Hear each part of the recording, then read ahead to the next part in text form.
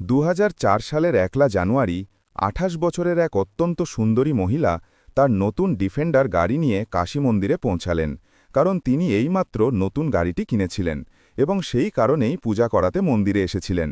তিনি তার ব্যক্তিগত চালককে বললেন যে, যান, পুরোহিতকে ডেকে আনুন, আমি পূজা করাব। চালক পুরোহিতের কাছে গেল এবং বলল যে, ম্যাডাম নতুন গাড়ি কিনেছেন, বেশ দামি গাড়ি, সেই খুশিতেই তিনি পূজা করাতে চান।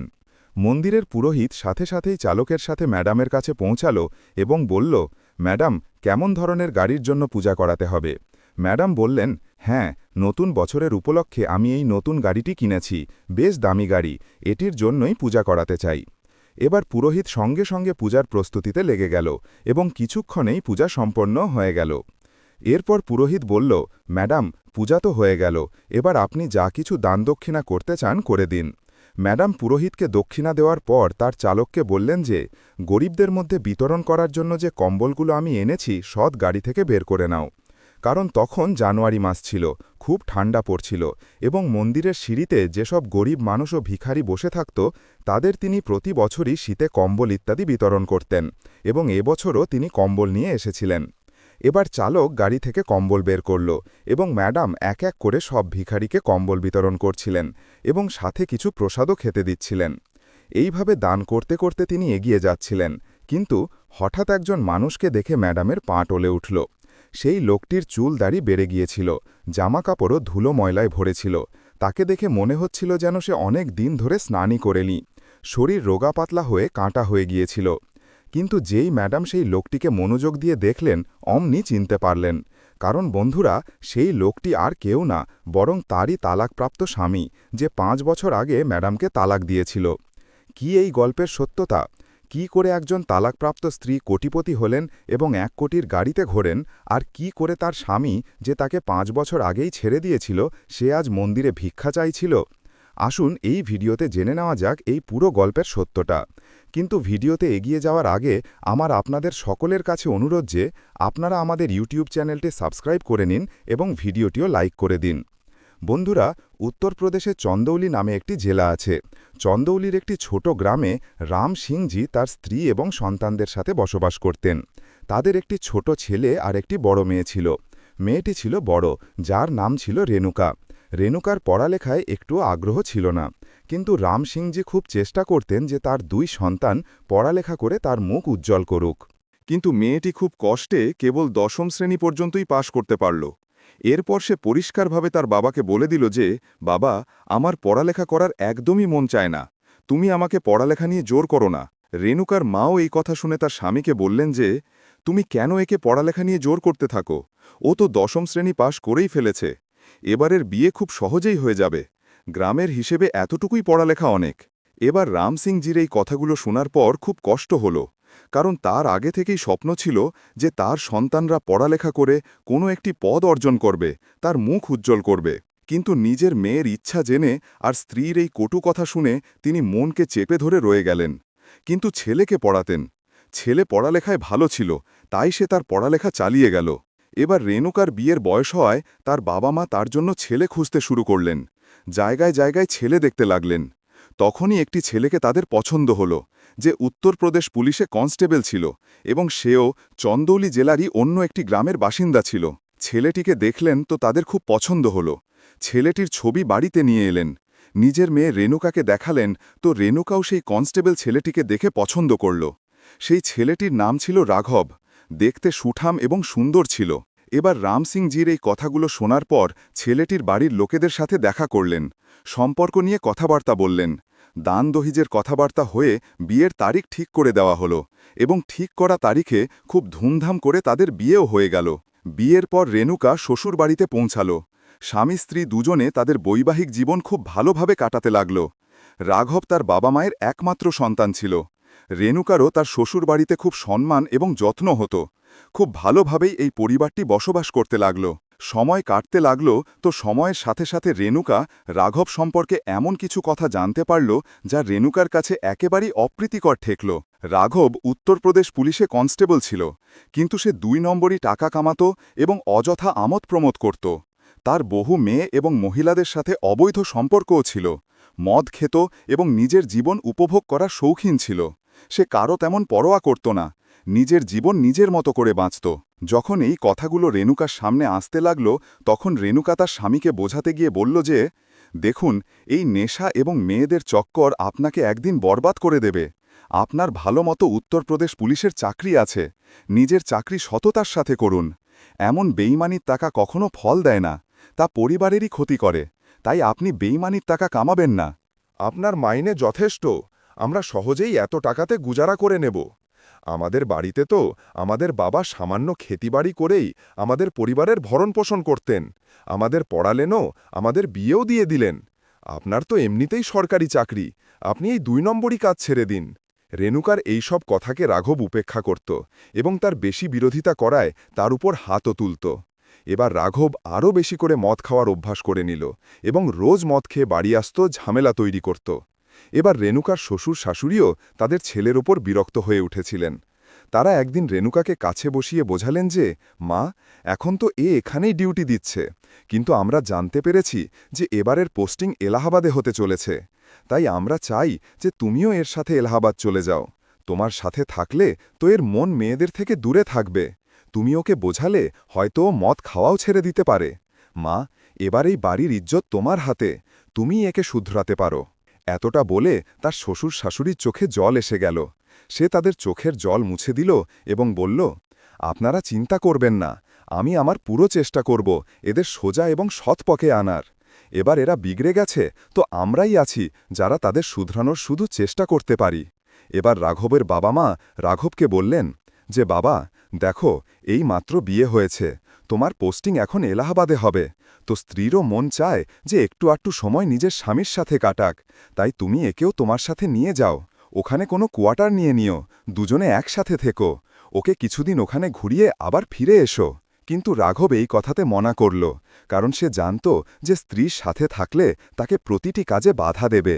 তাই সে বারবার মনা করতে লাগল যে আমি একে আমার সাথে নিয়ে যেতে পারবো না। কিন্তু মা বাবার বেশি জোর করার ফলে সে রেণুকাকেও নিজের সাথে এলাহাবাদ নিয়ে গেল এবং একটি কোয়ার্টারে দুজনে থাকতে লাগল। কয়েকদিন তো রাঘব ঠিকঠাক থাকল, কিন্তু কয়েকদিন পরেই সে তার নোংরা কাজগুলো আবার শুরু করে দিল। বাড়িতে মদ খেয়ে আসত, তার ফোনে অন্য মেয়েদের কল আসত। রেণুকা তাকে বোঝানোর খুব চেষ্টা করল, কিন্তু সে একটিও কথা শুনল না, সব সময় মদের নেশায় আচ্ছন্ন থাকত। যখন নেশা কাটত, তখন রেণুকা আবার তাকে বোঝানোর খুব চেষ্টা করত, কিন্তু রাঘবের কোনো ফারাক পড়ত না। কথা এই পর্যন্ত গড়িয়ে গেল যে একদিন রেণুকা তাকে বোঝাচ্ছিল যে এই মদ খাওয়া ছেড়ে দাও, মেয়েদের চক্কর ছেড়ে নিজের সততার সাথে ডিউটি করো। তো এই কথাতে রাঘব আগুন হয়ে গেল এবং রেণুকাকে মারতে পেটাতে শুরু করল এবং জোরে পিছনের দিকে ধাক্কা মেরে দিল, যার ফলে রেণুকার মাথা দেওয়ালে গিয়ে লাগল এবং রক্ত বেরোতে লাগল। তো এরপর রেণুকাও তাকে আরও বেশি কথা শোনাতে লাগল, যে কারণে সে রেণুকার হাত ধরে তাকে বাড়ি থেকে বের করে দিল। বলল যে, এখান থেকে যেখানে খুশি চলে যাও, আমি আর তোমাকে আমার সাথে রাখব না। সে দরজা বন্ধ করে ভেতরে চলে গেল। রেণুকা রাস্তার ওপর দাঁড়িয়ে কাঁদতে লাগল। তার কিছুই মাথায় আসছিল না যে এখন কি করবে, কোথায় যাবে। এরপর সে নিজেকে সামলালো এবং রেলওয়ে স্টেশনে পৌঁছে তার বাবা মাকে ফোন করল। জানালো যে, বাবা, আমার সাথে এখানে এমন এমন ঘটনা ঘটেছে, আমার স্বামী প্রতিদিন আমাকে মারে, আমি আমার জীবন নিয়ে বিরক্ত হয়ে গেছি, আজ আবার আমাকে মেরে বাড়ি থেকে বের করে দিয়েছে। তো তার বাবা বললেন যে, মা, ও তোর স্বামী, তোর শ্বশুর বাড়ি, এমন পরিস্থিতিতে আমাদের সকলের ভালো এইটাতেই হবে যে তুই কোনোভাবে মার খেয়েও তার সাথেই থেকে যা, হয়তো কিছুদিন পরে সে শুধরেও যেতে পারে। তো রেণুকা বলল যে, বাবা, তুমি যা বলছো আমি খুশি মনে করে নেব, কিন্তু কিছুদিনের মধ্যেই তুমি খবর পাবে যে তোমার মেয়ে মারা গেছে, কারণ ওই লোকটা মানুষ নয়, কসাই। সে যে কোনো দিন আমার গলা টিপে বা আমাকে পুড়িয়ে মেরে ফেলবে, অথবা জোর করে আমাকে পাখায় ঝুলিয়ে ফাঁসি দিয়ে দেবে এবং বলবে যে সে আত্মহত্যা করেছে, কারণ সে খারাপ কাজ করত, তাই সুসাইড করে নিয়েছে। সে আমার চরিত্রের ওপর কাদা ছিটাবে, যার ফলে তোমাদেরও বদনাম হবে। তাই আমার জন্য ভালো হবে যে বাবা, আমি এবার এই বাড়িটি ছেড়ে দিই। এবার তার বাবা মায়ের মনও নরম হয়ে গেল। তারা বললেন যে, ঠিক আছে মা, তুমি নিজের বাড়ি ফিরে এসো। তারপর রেণুকা সেখান থেকেই ট্রেন ধরে চন্দৌলি চলে এলো এবং নিজের বাড়িতে পৌঁছালো। এরপর সে তার শ্বশুর শাশুড়িকে ফোন করে জানালো যে, আপনাদের ছেলে আমার সাথে মারপিট করে আমাকে বাড়ি থেকে বের করে দিয়েছে এবং এখন আমি আমার বাড়িতে চলে এসেছি। এবার তার শ্বশুর শাশুড়িও এই কথা শুনে খুব বেশি চিন্তিত হয়ে গেলেন, কিন্তু নিজের বউকেই বা কি বলতে পারতেন যখন নিজের ছেলেই অপদার্থ। এরপর তারা বললেন যে, ঠিক আছে বৌমা, তুমি আপাতত তোমার বাবা মায়ের সাথেই থাকো, পরে দেখি কি হয়, আমরা ওকে বোঝানোর পুরো চেষ্টা করব। কিন্তু রাঘব কম্প্রোমাইসেসের সুযোগই বা কোথায় দিতে যাচ্ছিল। সে আগেই তালাকের কাগজ পাঠিয়ে দিল যে এগুলোতে নিজের সই করে আমার কাছে পাঠিয়ে দাও। কিন্তু রেণুকা কাগজে সই করল না, সেগুলো নিজের কাছেই রেখে দিল এবং ভাবল যে এবার আমার স্বামী আমার জীবনে কখনো ফিরে আসতে পারে না। আমার জীবন একদম একা হয়ে গেছে। জীবন কাটানোর জন্য আমাকে কিছু না কিছু তো কাজ করতেই হবে। রেণুকা পড়ালেখায় তো একদমই শূন্য ছিল, কিন্তু সে সেলাই, কড়াই, নাচ এবং গানের পাশাপাশি ভালো রান্নাও করতে জানত এবং খুব সুস্বাদু রান্না করত। এই সব কাজে তার খুব আগ্রহ ছিল। বন্ধুরা, সে তার প্রতিভার জোরে ইউটিউবে রান্নার চ্যানেল তৈরি করল। তার ভিডিও ধীরে ধীরে লোকজনের পছন্দ হতে লাগল এবং দেখতে দেখতে ভিডিও ভাইরাল যেতে লাগল। এরপর সে আরও অন্যান্য প্ল্যাটফর্মেও ভিডিও তৈরি করে পোস্ট করল। গানের ভিডিও তৈরি করল, নাচের ভিডিও তৈরি করে রিল আপলোড করল। কিছুদিনের মধ্যেই রেণুকা প্রত্যেকটি প্ল্যাটফর্ম থেকে ভালো সাড়া পেল। তার ভালো মতো ইনকাম হতে লাগল। ৮-১০ লাখ টাকা মাস গেলে রোজগার করা শুরু করে দিল। তার বাবা মাও আশ্চর্য হয়ে গেলেন যে মেয়ে কখনো ভালো করে পড়ালেখাও করেনি, সে আজ সোশ্যাল মিডিয়া থেকে এত বেশি টাকা কামাচ্ছে। রেণুকাও নিজের উপর বিশ্বাস করতে পারছিল না যে সে একদিন এই সব সাফল্য অর্জন করবে। অনেক টাকা কামালো এবং নিজের পরিবারের সাহায্য করল। নতুন আলিঙ্গান বাড়ি তৈরি করল, তার নতুন নতুন গাড়ি কেনার শখ হয়েছিল, টাকার কোনো অভাব ছিল না। মন দিয়েও সে খুব পরিষ্কার ছিল, গরিবদের খুব সাহায্য করত। যে কেউ তার কাছে যে কোনোভাবে সাহায্যের জন্য আসত, তাকে বিনা দ্বিধায় সাহায্য করে দিত। এবার নতুন বছর একটি নতুন ডিফেন্ডার গাড়ি নিয়ে কাশী মন্দিরে পৌঁছালো এবং পূজা করালো। পূজা করানোর পর প্রতিবারের মতো গরিবদের মধ্যে কম্বল বিতরণ করছিল যে তার নজর এক ব্যক্তির উপর পড়ল, যাকে দেখে সে হাঁ হয়ে গেল। এবার স্ত্রী তো স্ত্রীই হয়, স্বামীকে যে কোনো অবস্থাতেই চিনতে পারে। যে স্ত্রী তার স্বামীকে সত্যিকারের ভালোবাসে, সে তো তার স্বামীর ছায়া দেখেও তাকে চিনতে পারে। রাঘবকে চেনার পর রেণুকার চোখে জল এসে গেল। এরপর রাঘবও যখন নজর ওপরে তুলে তার স্ত্রী রেণুকাকে দেখল, তখন সে ফুপিয়ে ফুপিয়ে কাঁদতে লাগল। শরমের কারণে নিজের মাথা নিচু করে নিল। তো রেণুকা তাকে বলল যে, রাঘব, তুমি তোমার মাথা ওপরে তোলো এবং আমার সাথে কথা বলো। যেই সে তার স্ত্রীর মুখ থেকে নিজের নাম শুনল, তার হৃৎস্পন্দন বেড়ে গেল। এবার সে তার চোখ ওপরে তুলল এবং দয়ার দৃষ্টিতে তার স্ত্রীর দিকে দেখতে লাগল। তার চোখ থেকে জল ক্রমাগত বয়ে যাচ্ছিল। সে নিজের কৃতকর্মের জন্য খুব লজ্জিত ছিল। এবার রেণুকা তার বাহু ধরে তাকে দাঁড় করালো, বলল যে, চুপ হয়ে যাও, এসো আমার সাথে গাড়িতে চলো। তাকে গাড়িতে বসালো এবং জিজ্ঞেস করল যে, এবার বলো, তোমার এই অবস্থা কি করে হলো? তোমার তো একটা সরকারি চাকরি ছিল, তাহলে তুমি এখানে ভিক্ষা চাইতে কেন বাধ্য হচ্ছ? আমি তো তোমার বাবা মায়ের সাথেও অনেকবার কথা বলার চেষ্টা করেছিলাম, তাদেরও তোমার সম্পর্কে কোনো খোঁজখবর ছিল না। তারা জানিয়েছিলেন যে তুমি বাড়িতে আসা যাওয়া বন্ধ করে দিয়েছ। কী কারণ এই সব কিছুর? তো রাঘব এবার নিজের মাথা নিচু করে নিল এবং চিন্তায় ডুবে গেল। এরপর বলল যে, এই সব আমারই ভুলের কারণে হয়েছে। তোমাকে বাড়ি থেকে বের করে দেওয়ার পর আমি পুরোপুরি নিজেকে স্বাধীন মনে করতে শুরু করলাম। আমার একটি মেয়ের সাথে প্রেমের সম্পর্ক চলছিল। সে আমার কিছু প্রাইভেট ফটো এবং ভিডিও বানিয়ে নিল এবং আমাকে ব্ল্যাকমেইল করে আমার সব টাকা লুটতে লাগল। এরপর একটি মুজরিমকে অর্থাৎ অপরাধী কেস থেকে বের করার চক্করে আমার বড় অফিসারদের এর গন্ধ লেগে গেল এবং এমনি আরও ৩-৪টি কেস আমার উপর চলছিল, যার কারণে আমাকে চাকরি থেকে চিরতরে বরখাস্ত করে দেওয়া হলো। চাকরি চলে যাওয়ার পর আমি আমার বাবা মায়ের সামনে যাওয়ার সাহস করতে পারলাম না, নিজের গ্রামে গেলাম না এবং কিছু সময় তো এলাহাবাদেই থেকে ২-৪ জন লোকের কাছে টাকা চেয়ে গুজরান করলাম। কিন্তু যখন লোকেরা সাহায্য করতে অস্বীকার করল, তখন আমি কাশী চলে এলাম এবং এই মন্দিরেই ভিক্ষা চেয়ে আমার জীবন কাটাচ্ছি। নিজের জীবনের গল্প শোনানোর পর সে ফুপিয়ে ফুপিয়ে কাঁদতে লাগল। এদিকে স্ত্রীও তার স্বামীর এমন অবস্থা দেখে তারও চোখ ভিজে গেল। রাঘব হাত জোর করে রেণুকার কাছে ক্ষমা চাইতে লাগল, তার পায়ে পড়ে গেল। তো রেণুকা তাকে উঠিয়ে বলল যে, এমন করো না, স্বামীর স্থান স্ত্রীর পায়ে নয় বরং হৃদয়ে হয়। তুমি যা ভুল করেছ কোনো ব্যাপার না। আমি তোমাকে খুব বোঝানোর চেষ্টা করেছিলাম, কিন্তু আমার বোঝানো কোনো কথাই তোমার ভালো লাগতো না। আর দেখো আজ তুমি কোথায় থেকে কোথায় এসে গেছ। তুমি আগে দেখতে কত হ্যান্ডসাম রাখতে, আর আজ একজন ভিখারি হয়ে রয়েছ আর এখানে মন্দিরের সিঁড়িতে পড়ে আছো। সে তাকে নিজের বুকে জড়িয়ে নিল এবং নিজের সাথে নিয়ে যেতে লাগল। তো রেণুকার মা, যিনি রেণুকার সাথে মন্দিরে এসেছিলেন, তিনি বললেন যে, রেণুকা, এই লোকটার হাত ধরিস না, এই লোকটা তোর ভালো মতো জীবনটাকে আবার বরবাদ করে দেবে। তো রেণুকা বলল, মা, এ যেমনই হোক, কিন্তু আমি একে আমার স্বামী মানি এবং এর খারাপ সময় যদি আমি এর পাশে না থাকতে পারি তাহলে আমার খুব দুঃখ হবে। আমি জীবনে যত টাকাই কেন না কামাই, কিন্তু আমার মনকে বোঝাতে পারবো না। কি জবাব দেব আমি আমার মনকে? তাই এদের আমার সাথে যেতে দাও। রাঘবকে নিজের বাড়িতে নিয়ে এলো, তার চুল দাড়ি কাকালো, তাকে নতুন কাপড় পরিয়ে ভালোভাবে তৈরি করে দিল। তারপর সে আগের মতোই স্মার্ট লাগতে শুরু করল। এবার রেণুকা তাকে খুব ভালোবাসার সাথে জিজ্ঞেস করল যে, তুমি জীবনে কি আবার এই ভুল করবে নাকি ছেড়ে দেবে? তো রাঘবের চোখ আবার একবার ভিজে গেল। নিজের স্ত্রীর নিজের প্রতি ভালোবাসা দেখে সে খুব বেশি আবেগপ্রবণ হয়ে গেল এবং বলল যে, রেণুকা, আমি জীবনে অনেক ভুল করেছি এবং অনেক ভুল করে ফেলেছি, তোমাকেও অনেক কষ্ট দিয়েছি।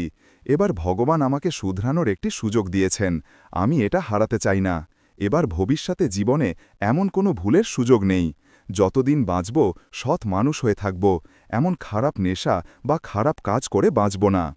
রেণুকাও তার স্বামীর মুখ থেকে এত মিষ্টি মিষ্টি কথা শুনে আবেগপ্রবণ হয়ে গেল, তাকে গলায় জড়িয়ে কাঁদতে লাগল। এবার দুজনে মন্দিরে গেল এবং আবার বিয়ে করল। বিয়ে করার পর রেণুকা স্বামীর সাথে নিজের ডিফেন্ডার গাড়ি নিয়ে তার শ্বশুরবাড়িতে পৌঁছাল। যখন শ্বশুরবাড়িতে পৌঁছাল তখন সবাই দেখল যে আজ এই এত বড় গাড়ি নিয়ে কে এসেছে। এরপর যখন গাড়ি থেকে রেণুকা এবং রাঘব বাইরে বেরোল তখন সকলের চোখ ফাটা ফাটা রয়ে গেল। রাঘবের বাবা মা যখন নিজেদের ছেলে বউকে দেখলেন তখন তারাও আশ্চর্য হয়ে গেলেন, কিন্তু নিজের ছেলেকে আজ এত সময় পরে দেখে তাদের চোখ থেকে জল গড়িয়ে পড়তে লাগল। তারা নিজেদের ছেলেকে বুকে জড়িয়ে নিলেন। রাঘব তার বাবা মাকে জানালো যে কিভাবে রেণুকা তাকে মাটি থেকে উঠিয়ে আকাশে এনে বসিয়ে দিল। যদি তোমাদের বৌমা না থাকত তাহলে আমি আজও তোমাদের সামনে আসতে পারতাম না। এরপর রেণুকার শ্বশুর শাশুড়ি রেণুকাকে খুব আশীর্বাদ দিলেন যে তুমি আমাদের ছেলেকে শুধরিয়ে দিলে এবং অনেক কষ্টের সম্মুখীন হওয়ার পরেও আবার নিজের স্বামীকে গ্রহণ করে নিলে। এবার পরিবার আবার হাসিখুশি থাকতে লাগল। 1 বছর পর রেণুকা এবং রাঘবের একটি সন্তানের সুখ নসিব হল। রাঘব এখন বাড়িতেই থাকে, তার চাকরি করার প্রয়োজন হয় না। তারা তাদের কাছে জমে থাকা টাকা দিয়ে ব্যবসা শুরু করল এবং রেণুকার সোশ্যাল মিডিয়া থেকেও ইনকাম চলতে থাকল। স্বামী স্ত্রী দুজনে এবার নিজেদের জীবনে খুশি ছিল। তো বন্ধুরা, এই ছিল আজকের গল্প। কেমন লাগলো কমেন্ট করে অবশ্যই জানাবেন এবং রেণুকা সম্পর্কে আপনার কি মতামত? সে কি তার স্বামীকে গ্রহণ করে সঠিক করেছে নাকি ভুল? বন্ধুরা, আজকালকার সময় বদলে গেছে। এখন শুধু পড়ালেখা করেই জীবনকে সফল করা একমাত্র উপায় নয়, বরং এর থেকেও আলাদা আপনার কাছে অনেক বিকল্প আছে। আপনার ট্যালেন্ট, আপনার স্কিল, আপনার দক্ষতা আপনি আজমাতে পারেন। সোশ্যাল মিডিয়ায় এবং লোকদের মনোরঞ্জন করতে পারেন, তাদের কিছু নতুন শেখাতে পারেন এবং ভালো হয় যে আপনি এই সবের সাথে আপনার পড়ালেখাকেও চালিয়ে যান। তো যদি গল্পটি আপনার একটুও পছন্দ হয়ে থাকে তাহলে আমাদের ইউটিউব চ্যানেলটি সাবস্ক্রাইব করে নিন এবং ভিডিওটিও লাইক করে দিন। আবার দেখা হবে একটি নতুন এবং ইন্টারেস্টিং গল্পের সাথে। ততক্ষণ পর্যন্ত ধন্যবাদ।